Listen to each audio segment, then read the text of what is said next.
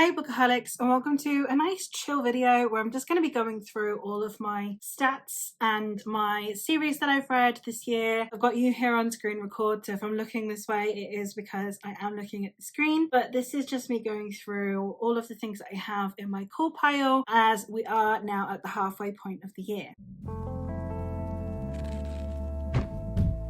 My just general call pile page, I have been filling it all out. As you can see, I have read 93 books. Now going into the statistics page, we're going to start out with the amount of books that I have read each month. I have filled in the last book that I'm currently reading. I do have a couple days left in June, but I have filled it in with what I suspect will be its rating. So this might be off by one book if I suddenly for some reason rate this book that is the 5th book in a series that I have been rating 5 stars lower than 5 stars, which is unlikely. It's off by 1 because it is the only book that I now have ongoing. But going into it, so I have read 13 books in January, 20 books in February, 14 books in March, 16 books in April, 15 books in May, and 14 books in June. So as you can see, there is quite a decent fluctuation in the amount of books that I am reading each month. I read the most in February, which makes sense because I participated in 3 readathons. I participated in Faro, Feb,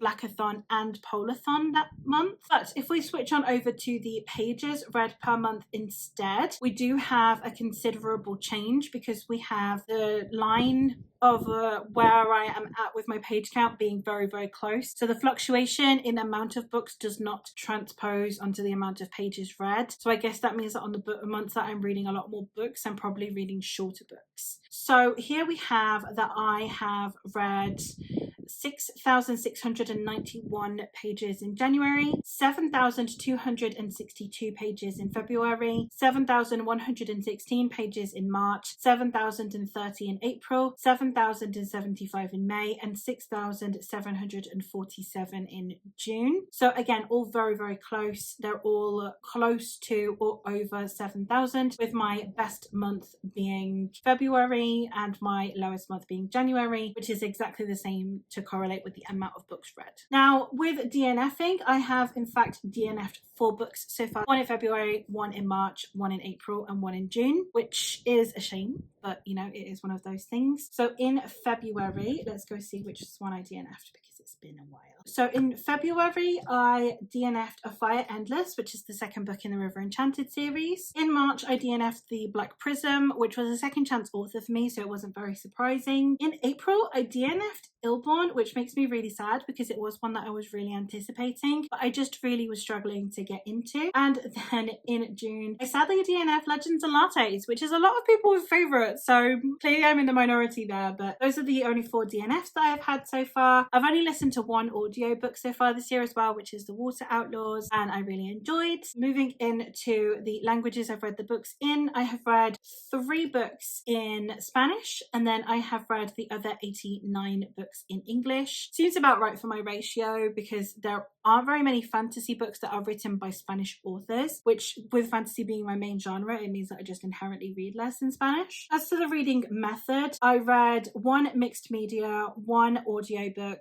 36 ebooks, and 54 physical books. This is a higher ratio of digital books than I usually have, but over the last couple of years I have been increasing the amount of digital books that I read since using my Kindle, which has been really helpful. I have also reread 5 books and then all of the others, so the other 87 are books that I am reading for the first time. When it comes to series versus standalones, I have read 26 books that are a standalone and 66 books that are part of a series. That also seems like a perfectly normal ratio for me. Nothing has particularly changed. As for readalongs, I have participated in 3 and I have read 4 books for each so far. So I have read 4 books in the Temeraire series, which is a readalong that I am hosting with my friend Eleanor. I have been participating in the Memory, Sorrow, and Thorn readalong that is hosted by Stephen Arian over on his channel, and I have also been reading through the Cosmere, which is a readalong that I am doing all by myself. For readathons, I have read 4 books for Polathon, 4 books for Faro Feb, 8 books for Blackathon, Readathon, 13 books for Realmathon, 16 books for Magical Readathon, and 12 books for Fantasy Fellowship. Getting into the genre pie a little bit more, the obviously predominant genre, surprising absolutely no one, with 66 entries, is fantasy, rather distantly followed by sci-fi, in which I have read 11 books, 4 horror books, 3 historical fiction books, so all of the main genres still sticking out. We also have 3 magical realism books, 2 literary fiction books, 1 classic, 1 dark academia, and 1 romance. Now I have included romantasy in fantasy because it's not a separate section on Core Pile. As for average book length, the ones that stand out the most are between 3 and 350, between 350 and 400, and between 450 and 500 for some reason. As to the book format, the majority have been novels with 84 books. Then after that, short stories, I have read 4 and I have read 3 novellas. Of these books, the majority are ones that I have owned with 84 entries, but I have also read 6 books that were gifted to me and 2 books that were ARCs. The publisher I have read the most from, obviously self-published, is literally everyone who is self-publishing, so the statistic is always skewed a little bit there, but apparently, apart from self-published, the publisher I'm reading the most from is Macmillan. Then the publishing method, I am still reading more traditionally published than self-published, but I have read 58 traditionally published books, 25 self-published books, 4 other books, which I think in this case are probably the Amazon short story collections, 4 indie published books, and 1 book that was self-published that has now become traditionally published. And then finally for the imprints, obviously self-published still standing out here as well, but aside from that, the next one I've read the most in is Harper Voyager. As for star ratings, I don't really do half stars, so the half stars pie doesn't really mean anything to me, but I have rated 4 books 2 stars, 14 books 3 stars, 47 books 4 stars, and 23 books 5 stars. I'm having a very good reading year. As for age categories, I have read 87 adult books, 4 new adult books, and 1 young adult book. As for publication year, the most dominant one seems to be reading books from last year, but I have 17 books that were published in 2023, closely followed by 15 books that were published in 2022. So I am reading a lot more contemporary books, a lot more recently released books. The representation pies I always find just a little bit difficult to work my way through because I don't really know how much I'm going to be counting like really minor characters for representation, etc. So they're not ones I pay much heed to, but when we are talking about the gender of the author, nationality of the author, and whether or not I'm reading POC authors, I would really like to kind of check these statistics. So first of all, if the author is POC or not, I have 66 books that are written by white authors, 3 books that are written by authors whose ethnicity I don't know, and then 23 books that are written by authors of colour. I would like that percentage to be a little bit higher, but I am at least reading a decent portion of books that are written by authors of colour. And the breakdown within that is that 14 of those authors of colour are Asian and 9 of them are Black. Then the gender of the authors that I am reading, I have 1 book that was written by multiple authors, and that one was written by a man and a woman. Then I have 5 books written by non-binary authors, 44 books written by women, and 42 books written by men. I would like the non-binary statistic to go up, and I'm hoping that as publishing increases in its variety of authors, I will be able to make that part of the pie get a bit chunkier. Then for the nationality of the authors, the most prominent one being the 58 books that I've read by American authors, quite distantly followed by the 19 British authors, and then apart from that it's all 1 book from several different nationalities. For whether or not these are new or returning authors to me, I have read 30 books by new authors and 62 books by authors, which of course makes sense because I binge read. Obviously, only the first book in the series will be from a new to me author. And then a number of books per author. The author I have read the most from this year is Jen Lyons, whom I have read 5 books from. Then it is followed by Ken Liu, Naomi Novik,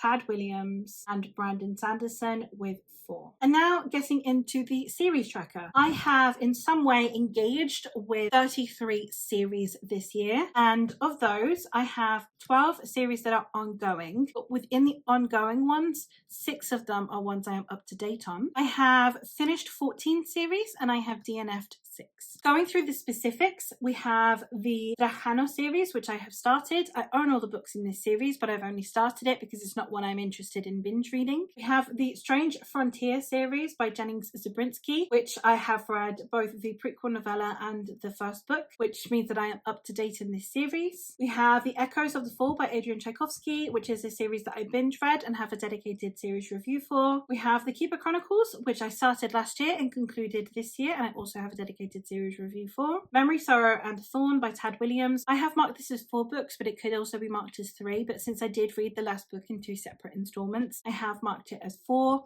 It is also a series I have finished and reviewed. We have The Reindeer People by Megan Lindham, also known as Robin Hobb, and this is a duology that I finished for Polathon and again have a series review for. The Elements of Cadence, which I read for Pharaoh Feb, and I DNF'd this series. I got 100 pages into the second book and realised there was no point in continuing. We have the Dreamblood duology by N.K. Jemisin, which I think is now my favourite N.K. Jemisin series, and I read this one for Blackathon. I have also read through the Mistborn trilogy by Brandon Sanderson. This was a reread for me, and I ended up rating it lower than I did upon my initial read. I also have a dedicated review if you want to know my thoughts on why. I have read the Icefjord saga by Zaya Feli, which is a new adult duology that I read for Polathon, and the Forging of Age duology by Tatiana Obe, which is a duology that I read for Blackathon, which is also new adult. Both series are self-published, and I have series reviews for both of them. I finished off the Souls trilogy by Harley LaRue. This one was where I read the first book last year and then read books 2 and 3 for Pharaoh Feb, and I have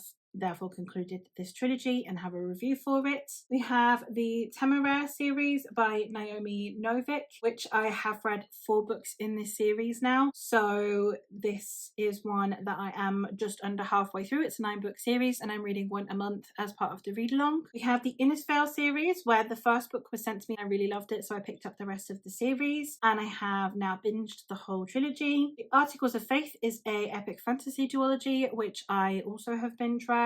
The Gifts of Old Tree, The Hunter of Ferelden, the Light Twister series and the Sea of Souls series are all ones where the first book was sent to me by the author. I have a dedicated vlog reading through these books, so I will leave that linked, but they are all ones that I have started and all ones that I am up to date on. I DNF'd the Lightbringer series by Brent Weeks, the first book being The Black Prism, which I just did not enjoy, and I've decided this author is just not for me. I have dedicated reviews for both the Siege and the Odyssey Earth trilogies by KJ Parker and Rex Berg respectively, and they are also ones that I binge read. I started and DNF'd the Thomas Cromwell series by Hilary Mantel, the first book being Wolf Hall. I really couldn't get on with the writing style, which was really sad because this was a series I was really hoping to love, but I think I'm just kind of done with reading Tudor era stuff as well now, so she had a lot stacked against her before you factor in the fact that I really did not like her writing style. I have started and I'm up to date on the Godsbane series by Anthony Mitchell, and I'm really excited to continue this one, so I am hopefully going to be getting another book to read at some point soon, but I believe that this first book, the only one that I've read and the only one that is out, is going to get a bit of a revamp before the series is continued. Next I have Illborn, which is a series that, because I DNF'd the first book, I have at the moment at least DNF'd the whole series. This is a somewhat soft DNF which I might return to, but as it currently stands it is in the DNF section. I binge read The Dandelion Dynasty, which I absolutely loved, and it is probably going to be one of my favourite fantasy series of the year. However, at the minute my favourite fantasy series of the year is A Chorus of Dragons, which I ended up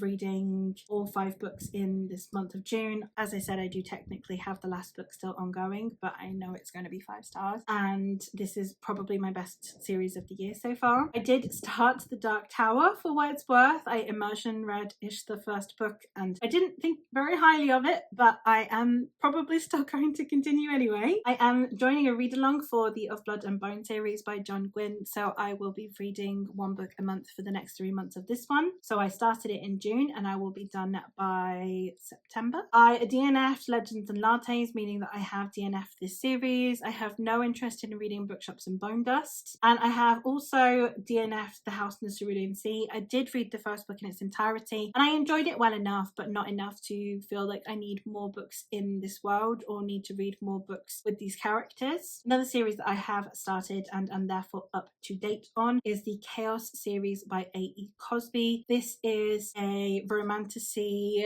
erotica series that starts with the Chaos Builder. So that is where I'm at with my series and where my reading statistics are at. So let me know how your reading year is going so far for you. I am having a really good time this year. There are some duds in there and there are some DNFs, and I'm getting better at DNFing not only books but series as well. So I'm really having a good time with really enjoying the series that I'm really digging and delving into. So far, good reading year, good progress. I've read a lot and I've gotten through a lot, and I am taking it a little bit easier with the series. I know it doesn't look it because I've got 33 on here, but I'm not binging always 2 a month anymore, which is also very nice. It means I can actually really appreciate the series that I'm reading now that I'm not just sat in a staff room for prolonged periods of time with nothing to do. I can actually utilize my time more, which means that I have less time to just sit and read. But I think I'm still doing really well and I'm really happy with my progress. But that is it for this video. So let me know your thoughts on any of these books, any of your series. Let me know how your year is going, what some of your goals for the latter half of the year, and I will hopefully hear from you in another one soon. Bye.